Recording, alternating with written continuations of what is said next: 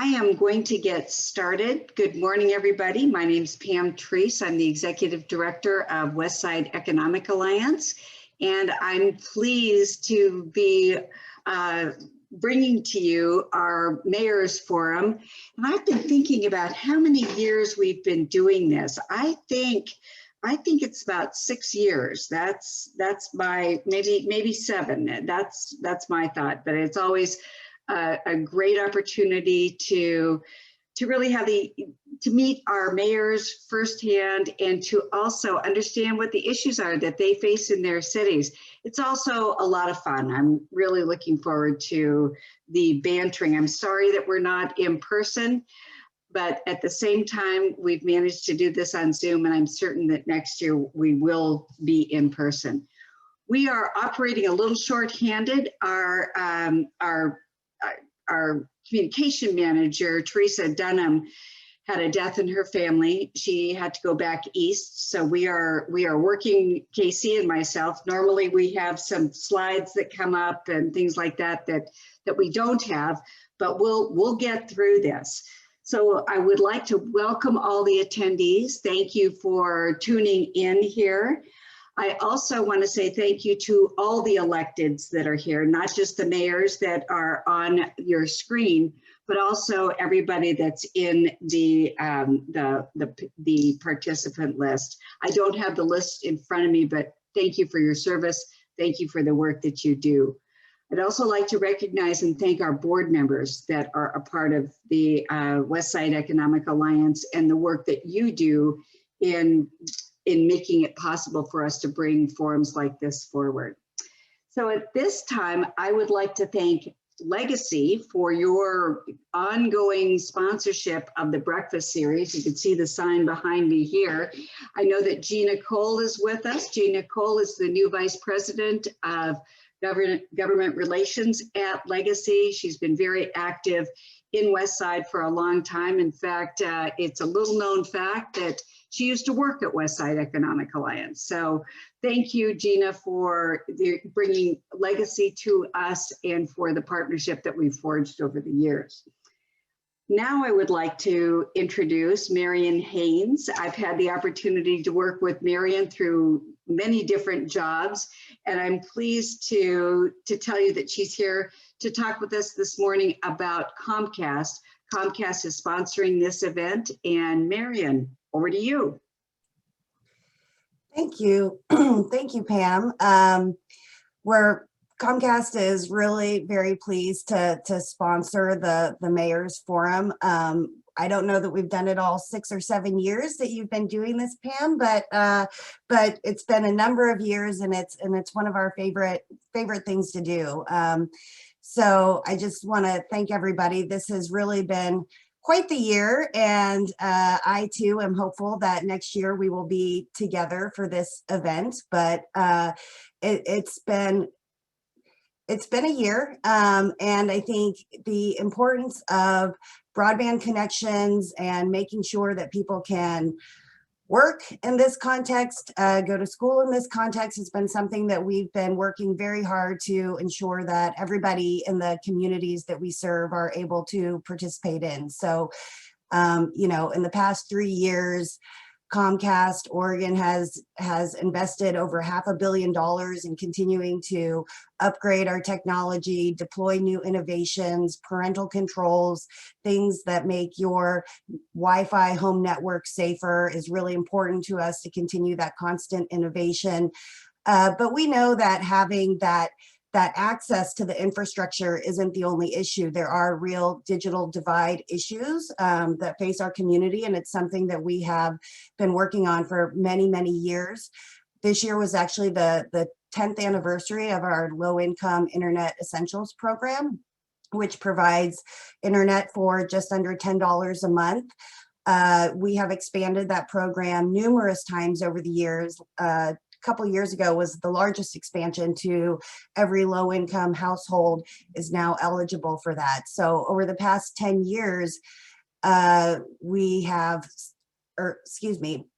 in Oregon alone, we have 284,000 individuals that have been connected to the internet through that low-income program. And this year on our 10th anniversary, we've committed another $1 billion nationwide to continue that commitment to try to make sure that people have access to what is becoming a more and more a critical piece of being able to thrive, whether it's schooling or work or whatever, connecting with family and friends when this is the only way to do that. So we've also, I just want to acknowledge some of the partnerships we've established, particularly with folks there in Washington County. So in addition to the Internet Essentials, we've partnered with school districts and others to not only add to the 2 months free we've given to Internet Essentials during the pandemic, but worked in partnership to have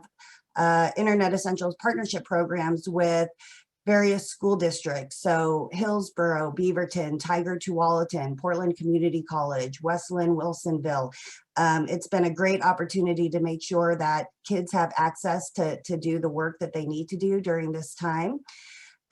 We also, as a company, have stood up a program called RISE, recognizing the importance of diversity and inclusion. And in the wake of some of the horrific events that have happened, RISE is a program that offers technology upgrades, marketing assistance to small BIPOC businesses. We've had 54 of those that have been awarded in Oregon this year. So we're really proud to be able to support those businesses. It's important more now than ever. We also recognize that having an internet connection at home is great, but there are some families that, parents are still going to work. Maybe they're essential workers and students need a safe place to go and do their schoolwork. So we've initiated what we call lift zones, which are essentially working with different community partners to make sure that kids have a place to go where they can access the internet. And so we're providing free Comcast Business Wi-Fi services to some of these. And I want to call out in particular the Beaverton Salvation Army Veterans and Family Center, as well as the Hillsborough Boys and Girls Club, which gets the extra bonus. This is exciting that we're working with HGTV to provide them some assistance to renovate the space, do a new mural, upgrade some of the facilities in that building. So really excited about that partnership with HGTV. So again, I just want to really thank everybody here. It's really important to Comcast. We understand that we are a part of this community. We have over 1,000 people who live and work right here in Oregon. We very much appreciate the partnerships with everyone that we've established there in Washington County. And we know there's a lot more work to be done. And we stand ready and willing to be a partner in that effort. And just so pleased to sponsor once again. And hopefully we get to do it in person next year. Thank you so much. Thank you, Marian. I appreciate your sponsorship. And I want to give a quick shout out to Tim Goodman. Tim has been with us. He's works at Comcast, and he's been with us over the course of these mayor forums as well. So thank you, Tim, for your work with us. And again, thank you, Marian, and thank you to Comcast. I'd like to take just a minute and explain what our program is good, what the format for the program will be, and then we'll move right into the mayor's presentations. So each of you should have received a program that introduces the mayors and includes a short bio about each of them. I encourage you to refer back to the program as the mayors are speaking. Each mayor will have 3 minutes to talk, and I have power of the mic. I can mute, so we'll see what happens there. But I will give you a 10-second warning when we are approaching that 3-minute mark. And for those of you that would like to ask questions, I encourage you to post your questions in the chat, and I will ask them at the conclusion of their presentations. So with that, let's get rolling.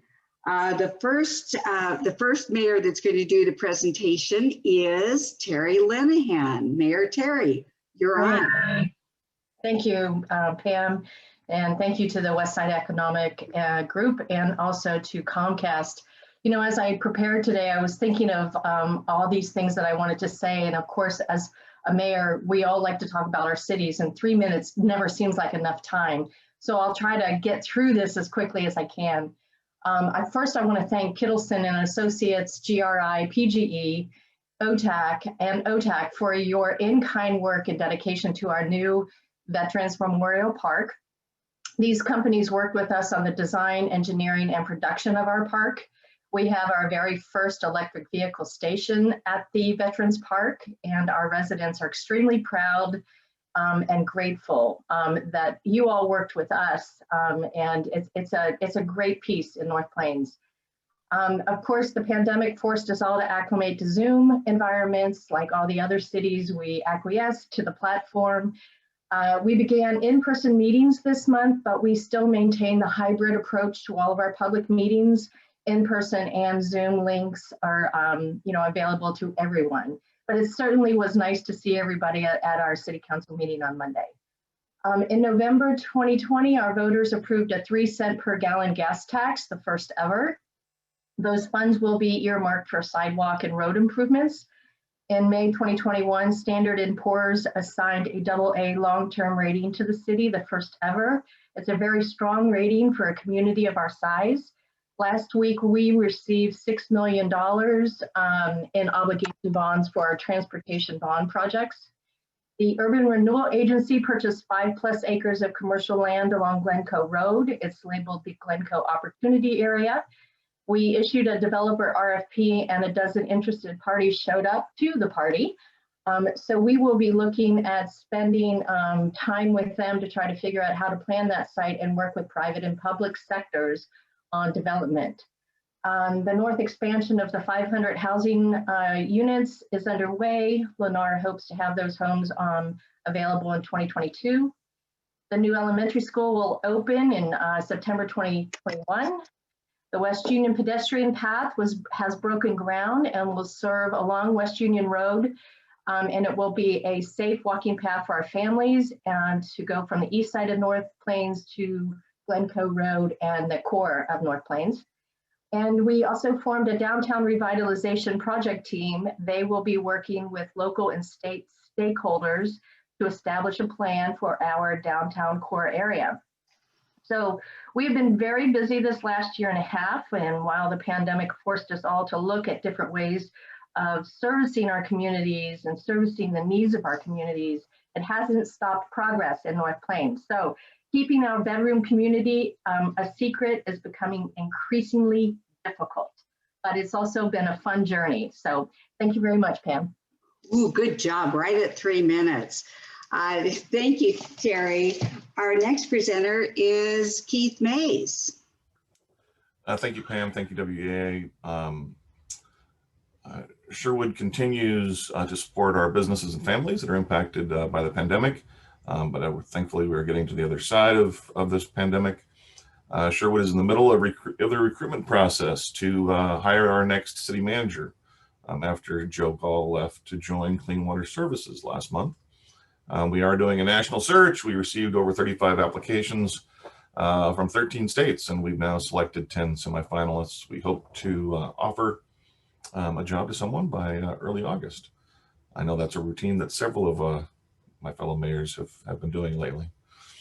We are working hard along with our state representative, Courtney Neron, in the state legislature to secure the last bit of funding to build a pedestrian bridge over 11 lanes of traffic from near our YMCA to our new high school.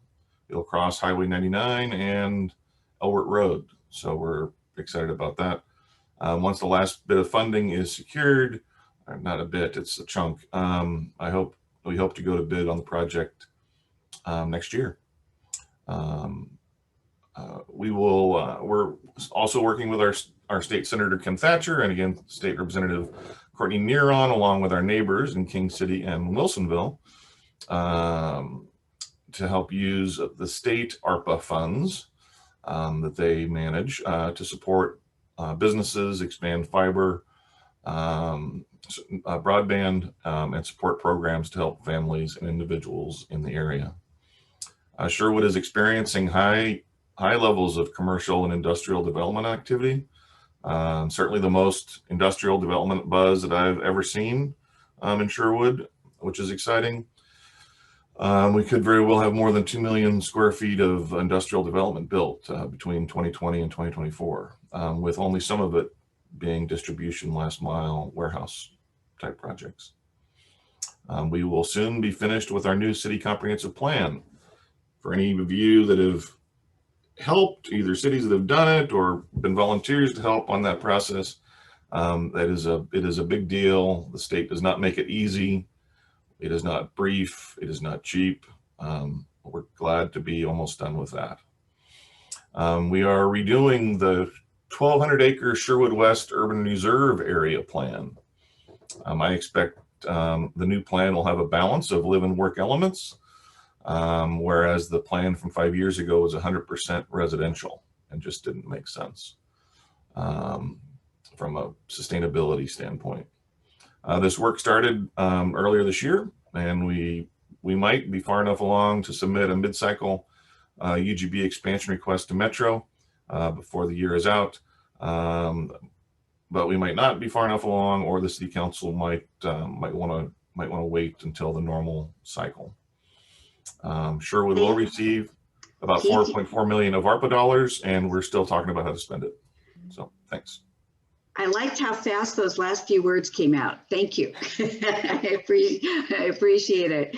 And now on to Mayor Fitzgerald. Thank you, Pam, and thank you to the Westside Economic Alliance and the sponsors for making this possible. And it's really an honor to be speaking with all of you and all of the other mayors today. So one of the questions you asked about us to talk about was the plans for the ARPA dollars. And I think Mayor Mays gave me a real head start on that, because we are really excited about a collaboration with Sherwood and King City regarding the state funds that Representative Neron and Senator Thatcher have, especially with regard to looking ahead to business development with expanding broadband access. So that's something we're really excited about. Also, Representative Neron is working with our area on some economic relief for people in the area who, individuals and residents and families who have problems stemming from the COVID crisis. And City of Wilsonville is still deciding how best to use those funds that we would receive, which we still have not received. We're working with our chamber, and we'll be thinking, ahead to the most effective way to leverage the funds to not duplicate other efforts that might be done by the county and state. So some of the things that are happening in Wilsonville, I just became mayor in January. We have some other new mayors in the area. We just recently completed our council goals.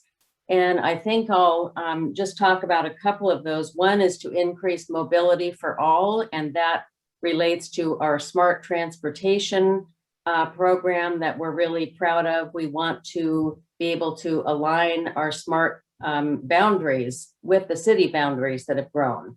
We have really been glad to have smart during the pandemic also, because it's been great for transporting people to vaccination clinics in addition to work and other essential services. And we've been working hard on moving ahead on design of replacement of the Boone Bridge, which is what ODOT has identified as the #1 need. That's a very long-term project, but we all see the traffic problems caused by that bottleneck and other bottlenecks around the region. And so we are interested in ways that we can keep our freight and passenger traffic moving. We're also interested in some of our goals relate to housing, and Wilsonville has a history of a good variety of housing. And I'm glad that we have a good start on that. We have a long way to go as well to increase middle housing. And like the other cities, we've been working on implementing the middle housing goals. We'll be doing concept planning for 2 residential areas, Frog Pond East and South, here in the near future. Another goal, and sticking with housing, of course, developing some affordable housing. I see I'm almost to 3 minutes, so I'll wrap up. and home ownership opportunities are some new areas that we'll be working on. Thank you.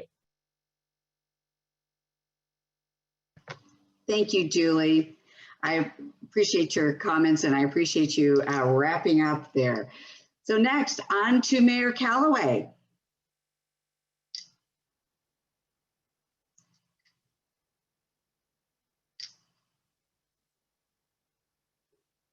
You're on mute. Steve, it's the button in the bottom left with the big microphone on it.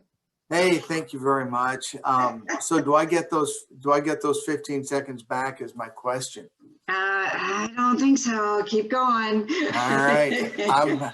So back in January, our council set our goals and priorities for the year. So when the federal government, passed, made ARPA dollars available, then we made the decision that we would focus those dollars in the areas of our goals and priorities. So Hillsborough is receiving $18 million, and these are the rough amounts in the areas they're going. 4 to 5 million will be shared with community-based organizations and nonprofits. 4 million is dedicated to homelessness response. $1 to $2 million is workforce development. $2 to $3 million is for small business support. $2 to $3 million for broadband access, and then $2 million is just set aside for others. And with our CARES dollars, there was an urgency to the distribution. By the time the money made its way to the cities, it was a really, really short timeline. But with ARPA dollars, we have about 3 years. And so this will be a longer period of time to spend. And so we will be convening stakeholder groups during this time, because we learned during the pandemic that what's essential at the beginning wasn't necessarily the same needs that were essential, and the same response that was essential at the end. And so we will make sure that we have the ability to be flexible and responsive to different needs throughout, that spending period of time. One thing that we learned, during this whole time was the importance of partnerships. And I want to give a shout out, and I know I'm going to leave some out, and I apologize, but Community Action, OHSU Hillsborough, Virginia Garcia Medical Memorial Health Centers, Central Cultural, Comcast, Northwest Natural, PGE, for all being such great partners for Hillsborough and all of our cities. PGE had a statement which was really meaningful to me. They said, as long as kids are distance learning, we are not turning off the electricity for a non-paid bill, because we don't want to create, that education gap. We don't want to prevent kids from being engaged at their schools. So, again, that's the priorities and the mentality that so many of our partners had. And I also want to say thank you to our city manager, Robbie Hammond, and all of our city staff, because, they did their regular work, and then they threw on the pandemic response onto their huge plates. And so just an incredibly grateful we all are for our city managers, for our city staff, because that's the only reason that we're able to sit up here somewhat coherent this morning, is because of the great work our staff did.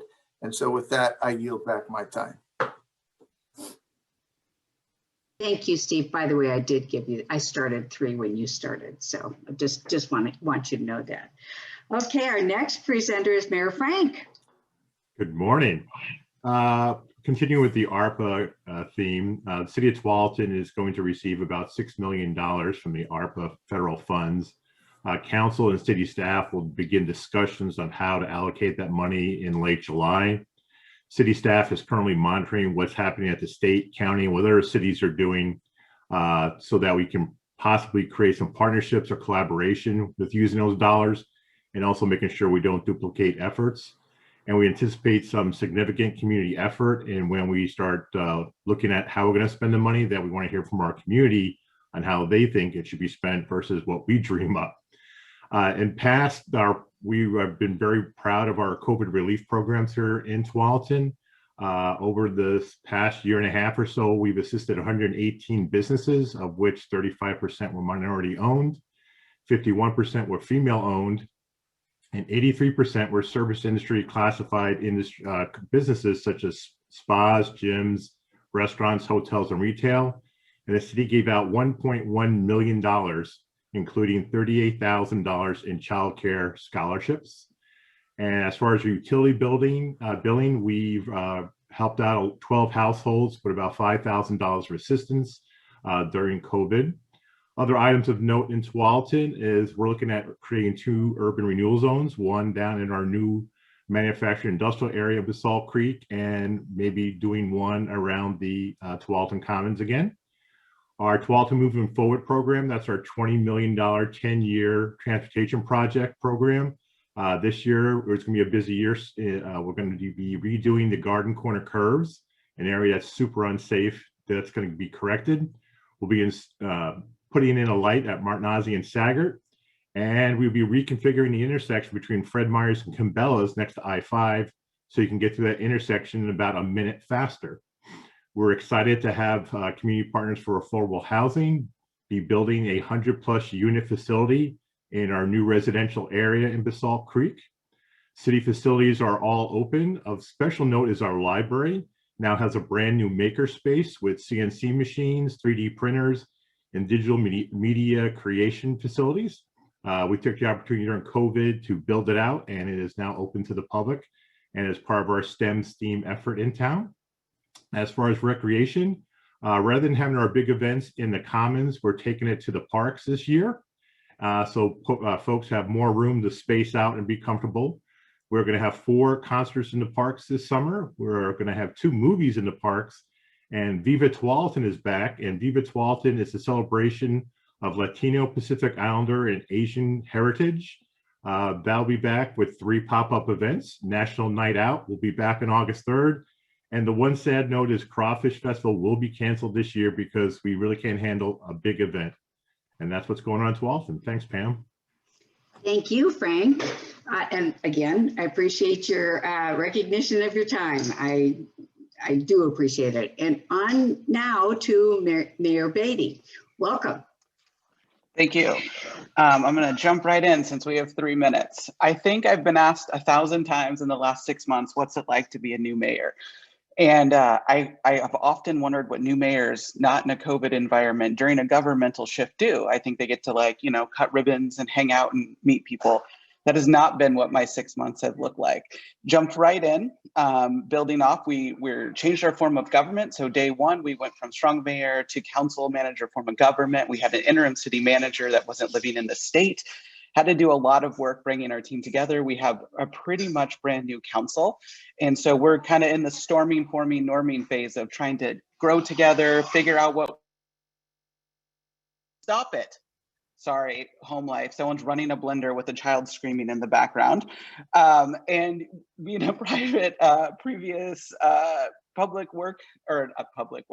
health director, COVID was on the top of my mind. We didn't have a really great internet or a vaccine access point here in Beaverton. So I worked with Nike and TVFNR to create one of the best public-private partnerships the governor has ever seen. She told us when she came to view it.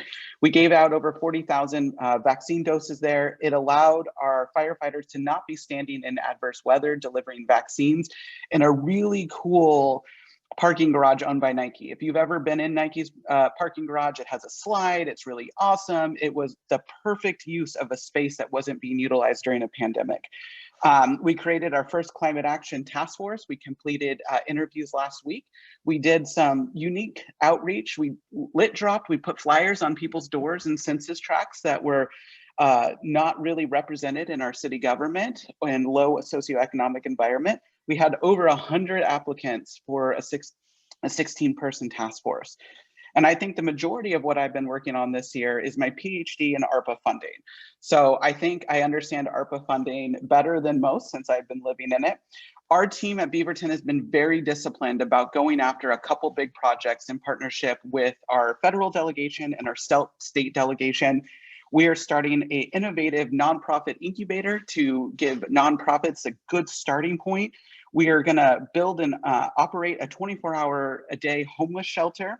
We're going to start a mental health court. We had money to complete our Loop project in downtown Beaverton, which will be transformational and focus the pedestrians. And the city is going to be getting about 16 million. We've been able to bring in about an additional 11 million to our city through state and federal ARPA funding. Some of the other cool projects not related to the city, our special district park is going to get some bathrooms. We knew how incredibly important that was during COVID. Home Plate Youth Services is getting money for their capital campaign. There's affordable housing projects going. And I know my council and I are chopping at the bits to figure out how to spend our 16 million. But I've been disciplined in requesting them to let us figure out what our county is doing, what our state is doing, so this money could be a force multiplier. And like Mayor Callaway said, we have a couple years to spend it. So there's no advantageous reason to be in first and spend all our money if someone else is going to do it. So that's what the city of Beaverton's doing. Thank you. Thank you, Lacey, for a very enthusiastic presentation. And I have to say, I've had dogs barking, I've had kids yelling, I've had my own dogs and my cats in the picture. First time I've heard a blender. So thank you for that. Major Beatty's in there just doing his own thing. So so on to our next mayor, Stephanie Jones. Hi, thank you, Pam, and thank you, WEA. Again, see, the question I get as a new mayor is, so how do you like being mayor? It's that kind of that different bit. And it's like, well, I've enjoyed it. It's a lot more than I was expecting, but it's going well. And very thankful that we do have a city manager, because otherwise I would have been way in the deep end. For Banks, our theme has been water for the past several years. And our main pipe, which is 60 years old, transmission line, is finally being replaced. And the contractors think they're going to even finish early, which will be fabulous, because part of our water issues has led to a building moratorium. And we're just starting to see the light at the end of that tunnel. And as part of that, we are also looking at our ARPA funding to help fund some of these water projects, so that we can do it at a higher level. We're going to be putting in, instead of the cheaper version of attaching a water line to the underside of a bridge, we're now going to be able to bury that line. So it'll be safer, and it can be a larger bore, so that we can then have a fire hydrant on the other side, which also helps out our fire department. We also have been working for 2 to 3 years on a planning code rewrite, and Council now has taken it on, and there are still a few things that we are looking at even harder. And we had our first work session on that last night, and we'll be doing another one next month, because we're not quite satisfied yet with how it's going. Our urban renewal district, we were able to get out a couple of grants to businesses for facade improvements. And we also have a great partnership with 5 Star Builders, who is putting in a brand new entry sign, which is even going to have lights on it. So any time of day as you're driving down Highway 6, you'll be able to see, our beautiful entry. And I'm really glad I didn't have to go first, because you would have had a much shorter intro, because I was just kind of planning on talking about ARPA. So I'm kind of done with mine, and I'll give the time back. Great. Thank you, Stephanie. And thanks for being with us. We are just about halfway through, a little over halfway through. I would encourage our participants to put any questions into the chat, or any comments, anything that you'd like to add. So don't forget to use that chat function. So at this time, I'd like to move on to Mayor Gibbons. Oh, I mean Gibson. Little inside joke. I made a mistake in some of our early communications. So Ken, welcome, and thank you for your tolerance. Thank you, and I know that it was just a mistake, but I think you wanted to check to make sure that I was actually reading the material, and it worked. But thank you everyone for being here. Thank you for all of our partners who are here today. For King City, when we look at all the things that are going on, and you say, well, what is our top priority? The way it feels now, there's no such thing as a top priority. Everything is a priority, and that's the way we've been moving forward. We start with our transportation system planning process and our master plan for our expansion area. It's been a whole lot of work, but it's been very rewarding, and we are in fact making progress on both of those fronts, meeting with a lot of community members who have deep concerns about how we're going to roll all of this out. But I think the communication has been good. It's been stressful at times, but nevertheless, I think everybody understands that we're in this to try to do it the right way and come out with the best developed master plan city that we can. In terms of ARPA funding, I really appreciate the partnership that we have going with Mayor Fitzgerald in Wilsonville and Mayor Mays in Sherwood.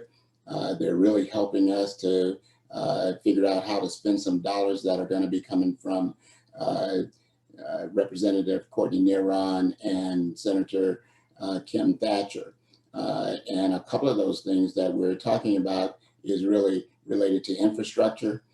The infrastructure and trying to take advantage of Sherwood's broadband system and creating a broadband loop that will really enhance the systems throughout King City. And then the other thing that we're working with Clean Water Services. I don't know how many of you are familiar with the Purple Line, but the Purple Line is a concept to use recycled water for watering in open spaces. And also we would visualize using it to water our community park. And so we're excited about that. It's in the beginning stages of that conversation. But really for ARPA funds, our most exciting thing that we visualize doing is trying to get some dollars into the hands of the workers who work in King City, trying to make sure that King City residents got the support that they needed throughout the pandemic. And I'm talking about grocery workers, gas station attendants, the King City staff at the senior village, and our restaurant staff. So that's our focus. We really are excited about the possibility of really thanking those people by getting them some funds directly to them. Yes, the original funding that came through did in fact support businesses, but we want to make sure that the workers get some direct funding this time. So I think we're going to be successful with that, and I appreciate being here today. And Pam, thank you for once again putting together a great forum. I'm done. Pam, you're muted. It has to happen to all of us, you know, and there's no, it always does. Thank you, Mayor Ken. I appreciate your comments. So now on to Jason, Mayor Snyder. There you are. You're next. Thank you very much. And I want to start by making sure that the community knows what our 2021 to 2023 Tigard City Council goals are, because they affect and drive what we're planning to do with our ARPA funding. So our revised goals are the following. 1, to implement an actionable, person-centric and regional response to homelessness. 2, to support the community through COVID-19. 3, develop and implement a bold community resiliency plan. And number 4, to adopt and implement the Parks and Recreation Master Plan. We've also added what we're calling a community promise, which uses 5 words that start with the letter E. They're equity, environment, economy, engagement, and excellence. And those are really driving how we're thinking about things. When we talk about ARPA funding, our council goals are really important in driving that process, as other mayors have indicated. The 5 categories that we're seriously considering and evaluating spending money in are: 1, to sustain city services; 2, to enhance connectivity and access in underserved areas; 3 is to provide water infrastructure enhancements; 4 is to create and implement a community resiliency plan; and the 5th is to support housing and economic security. I also am very excited to announce to this group, if others have not heard, but we had worked with Representative Graber, Representative Neron, and our Senator Ginny Burdick, and have secured, through work with all of them, Representative Graber really led this effort, but secured $4 million to Just Compassion of East Washington County for building a transitional housing and homeless shelter in Tigard. And that's very new news, so I'll just share that with you. I also want to point out that we have a tremendous amount of development happening in the Tigard Triangle. If people have not been to the Tigard Triangle recently, go look.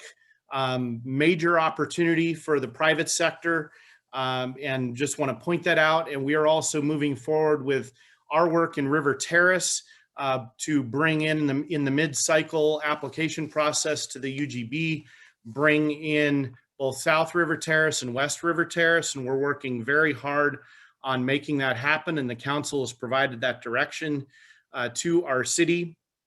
In other news, I will share that I was asked recently by a community member if I was running for re-election, and in my very transparent and open and honest way, I did indicate that next year I will be running for re-election, and so that's some new Tigard news.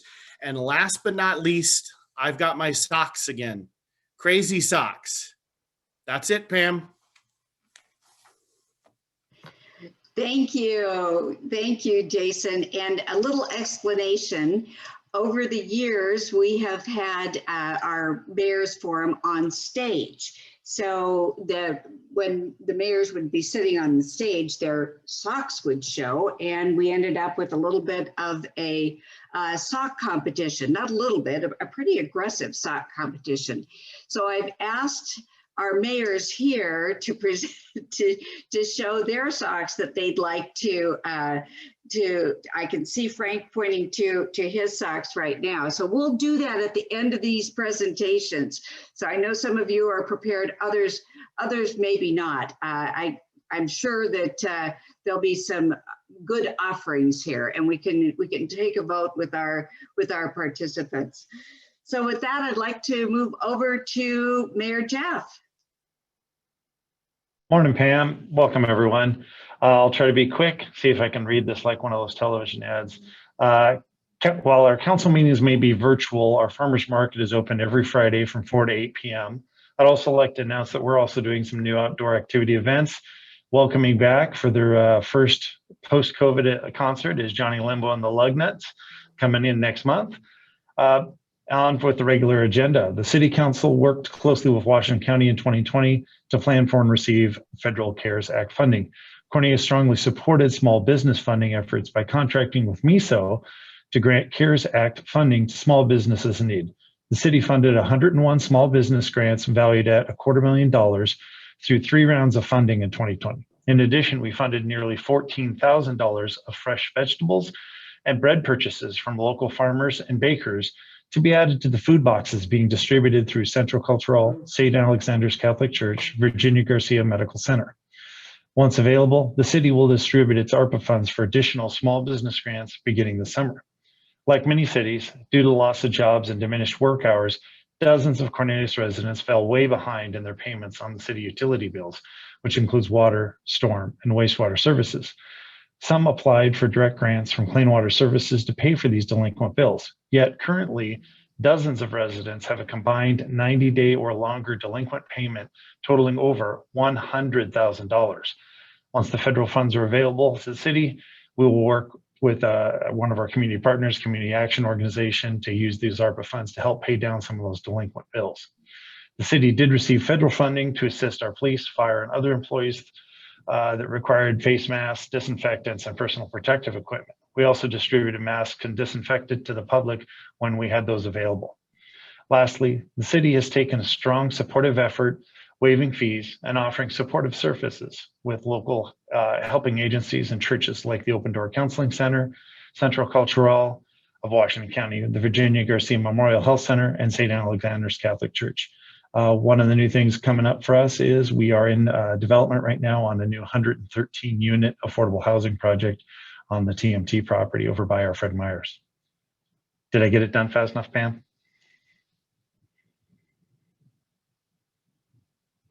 And Pam's muted now. That's 2, Pam. That's 2. Oh, thank you. You sure did. I appreciate it, Jeff. So, and I might explain to everybody that Jeff is in the workplace right now. So he is wearing his mask as the protocol for his work environment. So I appreciate your adherence to those protocols. We all do. So with that, I'd like to turn it over to Mayor Walters. Welcome. Good morning. Thank you so much. I want to thank you for inviting me to this panel. Thank you to the sponsors. And I just want to say it's an honor to be speaking and being on this panel with such great mayors in our region. I know everybody on this call works very, very hard all week long, every week, especially during the pandemic. So it's an honor to be here with you. West Lynn is, a bedroom community just south of Portland, just south of Lake Oswego. We don't have a tremendous amount of industrial area. Most of our businesses are home-based or retail businesses, dining establishments. And so those have been hit really hard in the last year and a half through the pandemic. And we're just beginning to see what the effects of the pandemic are on our business community. I'm hoping that we will come through well, but prepared that a lot of people are suffering. People are behind on their rent and trying to figure out how we move forward. Excuse me, how we move forward on that. It's had a tremendous effect on our systems and our businesses, and we'll need to help them recover. I've been very fortunate that we're very fortunate that we have a great Chamber of Commerce that we've been partnering with, who also has been partnering with MISO to help support businesses, especially those that may need translation services to help apply for loans and grants, et cetera, to keep their businesses open. Those have both been terrific resources. We have a very thriving historic downtown district, and we have been putting money towards supporting that, along with great investment in our streetscape down in our historic district. So we have a lot of outdoor dining now, which has been wonderful during the pandemic. And I know it's going to continue. People love to, you walk down our new historic streetscape and there are people sitting out all day long. There's people out having coffee and chatting, and it's become a very great and thriving public and local space. My goal as mayor is always to make our community safe and welcoming for all. And that has been a tremendous amount of the work that I've been doing, even when I was on council. We've been doing a lot of police reform work, DEI work, and the pandemic has just, really driven all of that home. How do we help those who are really struggling? And that's just been very important to me. So that's something that we will continue to focus on. We just finished our budget cycle. We've hired a new business development person as well as an emergency manager. That's the first time in the city we've done that. So I think that's going to really help connect people to City Hall and to continue to keep our community moving forward. So we also have our middle housing goals, like the other mayors have mentioned. We really need that here in West Lynn. We're a very large community of a lot of large lots with big homes. So we're trying to make sure that we have middle housing available so that people can work and live here, especially our first responders and our teachers, et cetera. So I see Pam making her hands, but I just want to say we're working hard and appreciate everybody being here. Thank you. Thank you, Jules. That great presentation and welcome to this group. I would also like to give a West Lynn call out to one of our active members of Westside Economic Alliance. Annie Herbert works for Kaiser, and her daughter Jillian was recently named a National Merit Scholar. So I just wanted to, and as resident of West Lynn, I wanted to make that announcement. I'm sure Annie's going, oh my gosh. But anyway, so to bring it all home now, let's move to Mayor Pete Truax. Thank you very much. What they all said, the things that we are doing in Forest Grove, there's not too much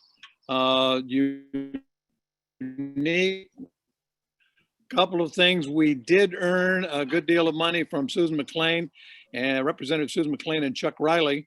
So far, I'm not breaking up a little bit, and use that to purchase the Forest Grove Inn for supportive housing on the border between Forest Grove and Cornelius.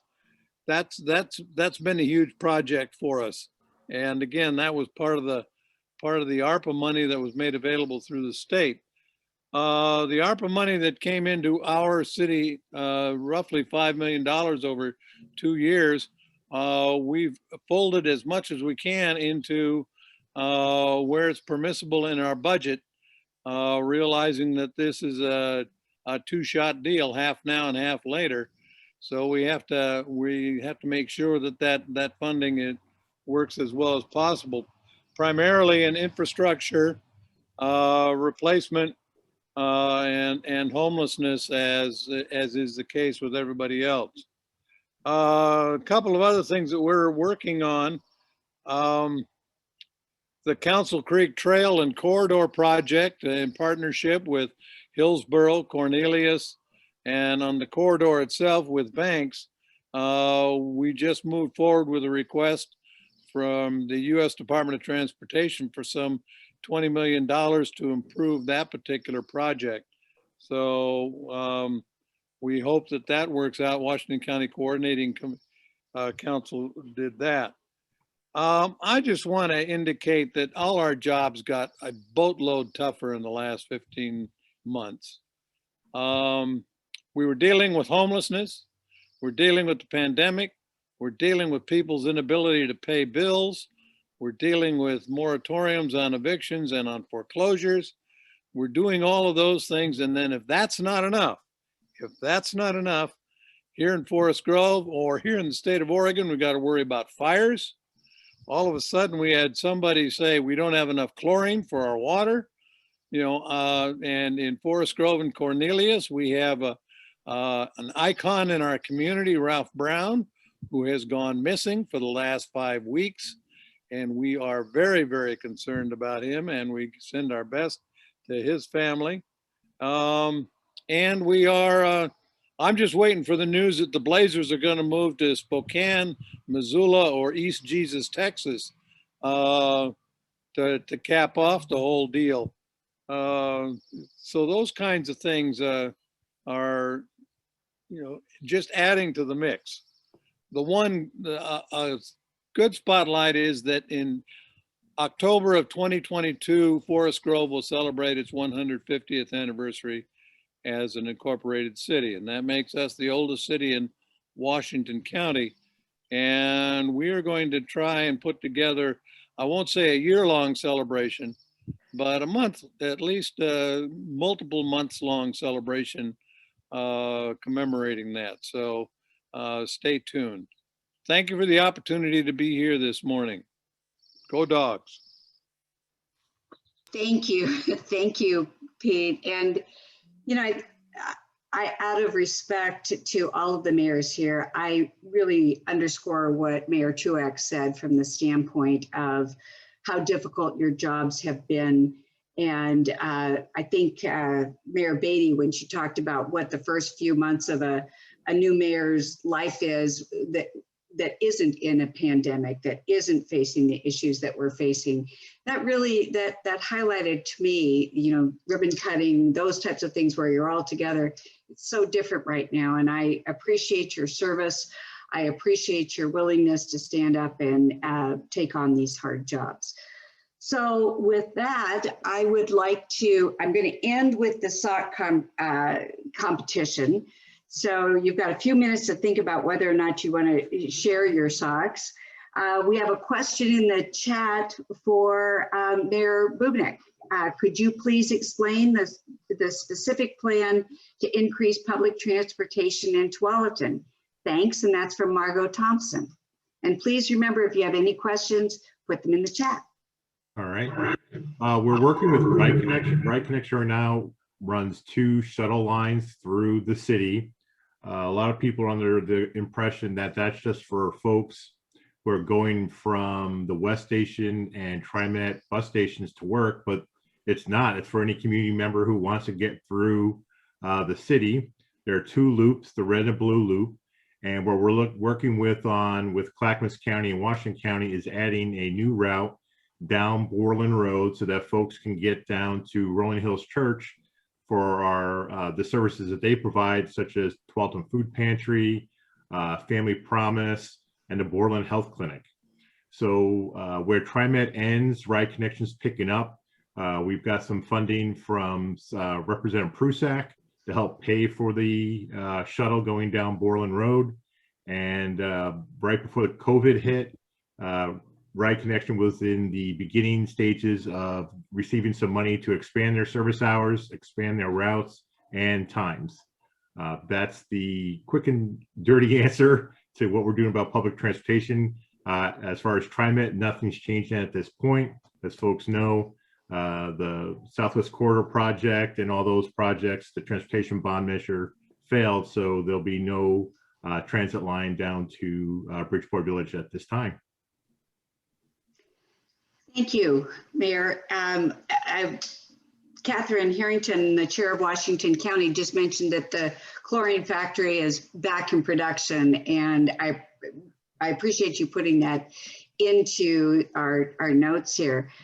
We have a question. If the Congress passes their infrastructure bill, what do you see as the biggest need in our West Side region? And that's a question that's open to everybody. Yes, Mayor Walters. Childcare, childcare, childcare, childcare. I think it's one of the most important things that we need in this country right now to get everybody back to work and to being in a productive and successful society. Thank you. Other comments? Mayor Pete. Yeah, I would second what Mayor Walters said. Childcare is huge, and it's also part of the process of deepening the pool of people running for public service jobs, such as counselors, such as mayors. We've had people say, I would like to run for this job, or I'd like to serve the public, but I just can't afford it. Childcare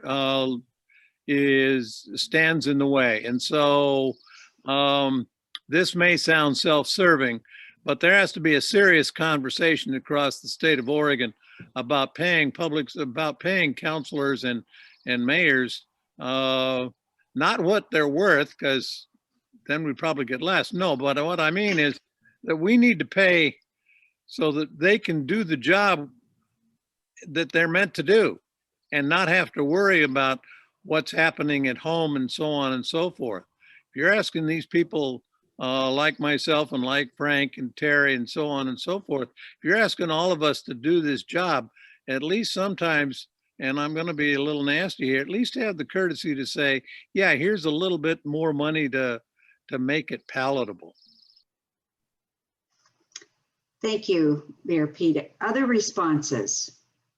Mayor Beatty.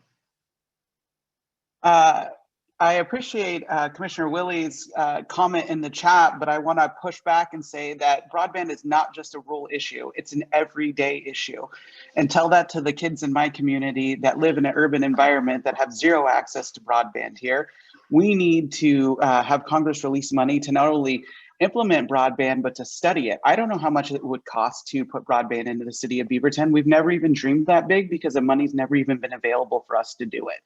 So for me, we need to have reliable broadband, not just COVID has just brought to the surface for people to see the issues that have been there the entire time. We have heat maps from the school district that show where there's less reliable internet and students have 3 or more Fs. And no one would be surprised to know it's in pockets of poverty in our community. So while I appreciate everyone's focus on rural broadband, like we need to not make this a rural versus urban environment situation and make sure that all of our community has access to reliable, safe internet. Thank you. Mayor Frank. Oh, we've got a couple others too here. I'll be real quick just so people have their hands up. 2 things pop in mind for me is water infrastructure. Water projects have gotten so unbelievably expensive, cities can't afford them anymore. And a lot of cities' infrastructure as far as water delivery is starting to age and fail, and we need help with that. And second, I know my fellow city mayors in the surrounding cities, we need funds for improvements on the Boone Bridge, the Abernathy Bridge, and the widening of 205. Great. Mayor Fitzgerald, you had your hand up earlier. Well, I think a lot of great things have already been said, and I agree with all of them. And to that point, we need road infrastructure also to keep our freight moving, get people to work on time, and address equity issues across the region related to transportation. Thank you. Mayor Mays. Yeah, I echo what Mayor Fitzgerald just said and others. Multimodal transportation. We named some major projects that need attention, and of course the crossing of that big river spanning the 2 states. So. And I think Mayor Jeff, did you have a comment? Yeah, I mean, they're big and small. Pete, we brought up I-5, we brought up 205, and then there's things as small as the Dairy Creek crossing that was constructed in a presidential administration prior to my birth. So we have things small like that. And I'd also like to second the connections to the internet, right? One of the hottest commodities in our library program is Chromebooks and hotspots, right? We're one of the most connected communities. We won an award thanks to Comcast and the others. But it's still the affordability, right? The people are coming to the library, they're checking out these free internet hotspots because they can't even afford the $10 a month to get into the monthly system that Marion and her group is providing. Thank you. Mayor Gibson. Yeah, we cannot have this kind of conversation without bringing up Highway 99. You know, that's a hot spot for us. And if we're going to do anything with this funding that potentially is going to come, we have to figure out what to do about Highway 99. There has not been any funding, not even to have a plan of what to do. So that's a hot spot for everybody in the surrounding area. And I know that the 5 families, Sherwood, Tualatin, Durham, Tigard, and King City feel exactly the way I feel about this. I was going to bring it up if you didn't, Mayor Gibson. Thank you. You're welcome. Any other responses to this question? All right. So there is another question, just a moment here. It is from Sheila Fink, who all of us know. Many mayors have mentioned planning for a wider variety of housing types. For example, the missing middle. Have any considered specific financial incentives, given that builders do not seem motivated to deliver this product type? For instance, Salem has announced a large cottage cluster development focusing on seniors with foundation support. Responses, and thank you, Sheila, for your question. Jason. I don't want to be contradicting the question or the assumption made there, but I will say that Tigard implemented middle housing stuff well before the state was requiring it. And we are actually seeing development that is not necessarily requiring major financial incentives to make it happen. You do have to make the environment such that it's easy to do. And I guess we have done things like, you know, changed SDCs for accessory dwelling units and things like that. But I just want to push back a little bit on the assumption being made in that question. I think that there's a way, if you do it right, to make an environment where those things are happening with the market and maybe with a little bit of assistance that's more in the form of, you know, waiving SDCs for very small projects and things like that. Thank you. Other comments? Yes, Mayor Frank. I just want to say I agree with Jason that the biggest thing we're hearing from developers and home builders in Tualatin is they just need certainty that their permits will get through the system easily and that they won't be held up in review. So if we have a clear-cut city code on how to develop this type of housing, they know that they can start the project, get it permitted, and get it built within a certain amount of time without carrying those costs forever and ever. Thank you. Other comments? Yes, Mayor Jeff. I'd point out too that Cornelius has long addressed this. We've allowed duplexes in our single family zone for a long time. And also one of ours is without incentives, but just working with our willing partners and of our developers down in our Laurel Ridge area, we were able to get common wall, you know, row homes put in as a recommendation to just single family. And they are substantially cheaper than the single family homes. You know, but the whole neighborhood's built around it, right? Then the alleys are designed for it, the main accesses. So it's so much better and easier to do it as part of a new development than trying to cram these into the existing locations and no impact to the neighbors that way. It's a known thing coming forward. So I don't know about the incentives being required when you just have good partnerships to work with people. Boy, you went dark there. You got to move around, right? All right. Yes, Mayor Julie. You're on mute. You know, in Wilsonville, we have a history of great integrated housing in the Villebois neighborhood. We have some subsidized housing, apartments, and small and large houses and townhomes, and it's worked really well. Houses sell really well. We have one of the things that makes it great is a lot of pedestrian access trails and parks. And so looking at incentives ahead, the one area that has been challenging is developing the retail core in Villebois, because I think it's just hard for business to make it. So we are studying the vertical housing tax credit there. Thank you. Any other comments? Yes, Mayor Steve. Thank you, Pam. And thank you, Sheila. I appreciate the question. And I want to just kind of reinforce what Jason said. I have bristled at the term missing middle. It's a nice alliteration, but I don't think it's an accurate description. And it certainly hasn't been in Hillsborough for a long time, as we have allowed this, for decades. And, but one of the challenges with this is when you take older houses on lots and they're purchased, the house is torn down, and then what's put up costs so much money, and it takes away, frankly, some of the natural occurring affordable housing.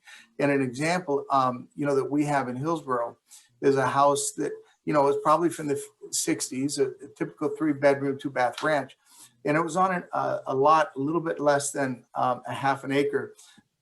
It was a rental, and it was perfect for the family that was living there. The land was sold, the house and land was sold, and 3 duplexes were put on that site, $450,000 each half. And so all of a sudden, you think about the house payment for a $450,000 half a duplex, or $900,000 if for the whole duplex if somebody bought it and rented out half.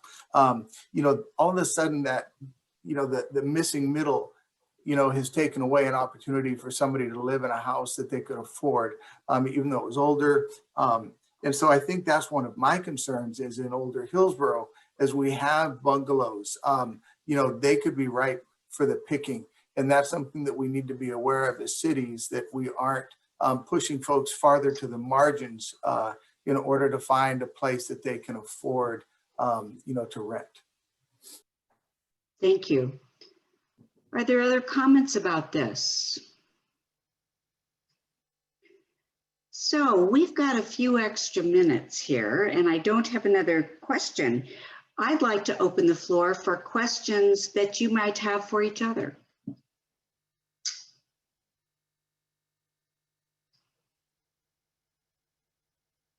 I see Mayor Pete smiling. No. Okay, no questions for each other. And we spend a lot of time together, so. Well, yes, you do. And that's one of the things that I wanted to make sure I brought up in this forum. And that is how much I appreciate the participation of the mayors in this forum, because it demonstrates the work that you do together throughout the region. It demonstrates the way that you interact together and you work in a cooperative manner. It also helps Westside Economic Alliance, because we know that our strength as an organization is the fact that we bring together both the public side and the private side for discussions that don't happen in other organizations. So we are unique in that. We went through a strategic planning process earlier this year to really focus on what are our strengths and how should we be looking to our future. And that message came out loud and clear. The fact that we have 12 mayors here today and you're willing to talk with all of the participants really underscores the strength of that, and the fact that many of you participate in all different meetings that Westside Economic Alliance holds is another way to emphasize that relationship that we work hard to build between the private and public sectors. Mayor Pete. Yeah, thank you, Pam. A key part of all of this partnership are the people that are involved in the various things. My colleagues as mayors, our friends on city council, city staff, and all the people that work in the private sector that make up Westside Economic Alliance. It's all partnership, partnership, partnership. And we're losing one of our partners here. She is leaving Westside Economic Alliance for other fields. And even though she's going to be in the region still and serve as a county commissioner, continue her service there, she causes a search for a new WEA executive director. And then the mayors went together and decided to get you, Pam, a small memento of our appreciation for the work you have done for the Westside Economic Alliance, the work you have done for the people on the West Side and the communities. And we got this from Valley Art. There's the commercial plug here. And this is a small glass bowl, which I will remove the price tag from. Please don't break it. Yeah, oh, geez, sorry about that. And we'll make sure that somehow you get this. And again, this is appreciation and love from the mayors of the West Side. Thank you for a job well done. Thank you very much. That's very, very, very nice and unexpected, and I greatly appreciate it. To all of you, you are the core of what makes all of us work, and I can't tell you how much I appreciate the willingness of all of you to participate. And thank you for the well wishes. I'm not gone. You know that. I'll be, we at the commission, we're moving to full-time service. And as you well know, in respect to my constituents, it was time to leave another full-time job and really be focused on the work that we do at the county. I leave behind a great staff. And the other piece that I want you to know is that the search committee is actively working. Jason is part of that. And I know that they're doing a great job for the organization. And I'm not gone, I'm still here. In fact, I just planned a presentation by Congresswoman Bonamici for September. So I'm still thinking ahead, but thank you so much. And I look forward to enjoying my bowl. I appreciate it. So sock competition, who's got the socks? All right, Jason, what are yours? I can't see what they are. It's just art. Oh, it's art. Oh, well, you just made me unmute with socks on my hands. That was entertaining. And Mayor Jones. Oh, it's a kitty cat with a bow tie. Terry. Yes. Well, I was a couple of years ago, my first WEA breakfast, I was the little dog on stage. So I'm going to continue to stick with the little dog. All right. Mayor Julie. This happens to be a new fashion statement in Wilsonville, I guess, for in-person meetings. It's our city logo. Oh, I love it. And a hop sock for Mayor Callaway. Mayor Gibson, what are those? This is in line with King City. It says, "I'm not old, I'm vintage." It has a rotary dial phone, something that looks like a typewriter, and an analog clock. I love it. That's great. Mayor Frank. I couldn't decide, so I took two shots of my feet. The one on my one side is Christmas trees with little hatchets and stuff like that, Christmas theme. And the other side is little toucans. Ooh, Ooh, toucan you can. Yeah. That's great. Well, this is my last meeting as executive director, and it's certainly my last meeting for the Mayor's Forum. So I'm going to take the prerogative of selecting the winner here. Were there any others that wanted to participate? No? I just want to say I have a really unpopular opinion here, that I think everyone is excited about getting back to in-person meeting, but I'm not wearing socks or pants. So I'm going to live up my last couple of months here. Too much information, Mayor, too much information. Oh, I come mean, on, I've got Pete. some shorts on, come on now, but I'm not Well- wearing pants until somebody forces me back in. And Mayor Beatty, you may not know, as we got started, Mayor Truax is also wearing shorts. And so, but I think he's wearing socks with his sandals, and we all know what that looks like. And black socks at that. So I am giving the award to Mayor Julie.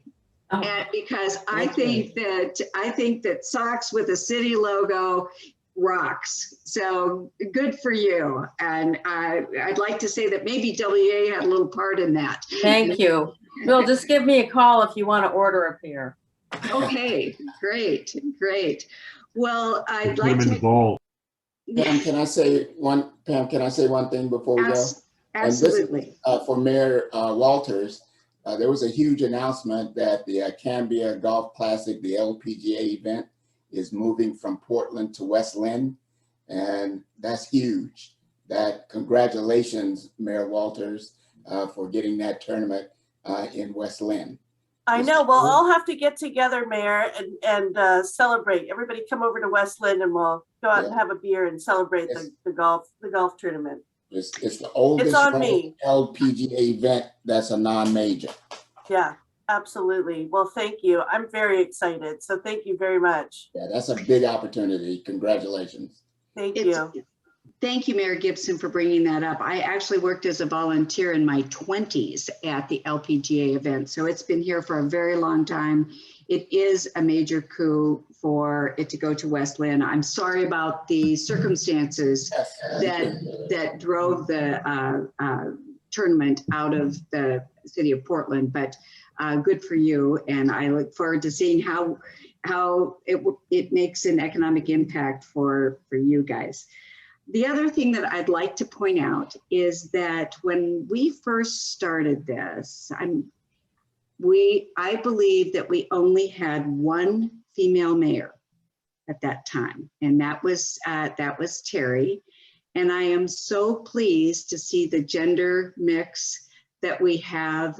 It's wonderful, and congratulations to all of the women that are a part of this. I think it brings great balance, and we need to continue to work on all of the equity issues that all of us face in our communities. So thank you for the work that you're doing. I'd like to put in one last plug for our golf tournament. The golf tournament is coming up on August 24th. We have just a few spots left. As many of you know, the Westside Economic Alliance Golf Tournament is the only fundraiser that we have, and it raises about 13% of our operating revenue. And Casey, did I get something wrong? It's Thursday, August 26th. I'm sorry. I apologize. It's the 26th, and we have sponsorships available still, and we have very limited opportunities to actually play in the tournament. So, and we have many of you are sponsors, including Comcast and that event, and we thank you for your sponsorship. So I did sign up for a foursome, but I have not received any confirmation yet. So I'm hoping that I will receive that soon. All right. Well, we'll make sure. Casey will get right back to you. And I do want to. There's one other shout out I'd like to make before we close. Councillor Shirley Craddock has attended all of these forums over the course of our holding them. She came all the way from Gresham when we were having them live. She's participating today, and I really want to say thank you for your support And thank you to the Metro counselors that are a part of our region and really work closely with all of you in your roles and with the county's roles. So thank you, Shirley, for always being here. Anything else for the good of the order before we close?